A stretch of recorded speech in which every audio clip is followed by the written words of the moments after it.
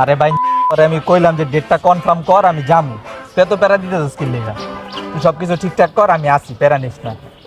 ওকে। এটা কি বুঝলাম না, তুই রাস্তার ভিতরে আটটা আসুস, বকা বকা দিতে আসুস, মানুষজন শুনলে কি কইব? আরে আসলে ক্লোজ ফ্রেন্ড তো, কথা কইতে কইতে ফ্লোতে বকা আয়া পড়ে। কি কইলি? ক্লোজ ফ্রেন্ড বকা আয়া পড়ছে। তুই তো আজ পর্যন্ত আমারে বকা দিলি না, তার মানে কি আমি তোর কলেজ বন্ধু না? আরে না না না না না, বুঝছি বুঝছি, যখন তুই পরীক্ষায় ফেল করছিস তখন তোর লাগে কি আছিল? আমি এই তোর কলেজ বন্ধু। যখন তোর ব্রেকআপ হয়েছে তখন তোর লাগে কি আছিল? আমি এই তোর কলেজ বন্ধু।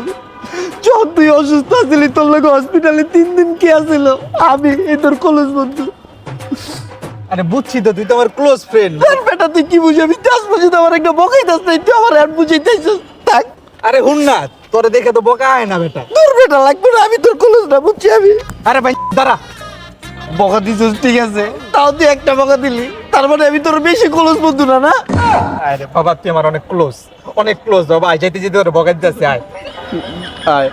তুই বেটা আসলে একটা বকা। আবার খুশি হয় শালা। এই যে ভালো লাগতেছে।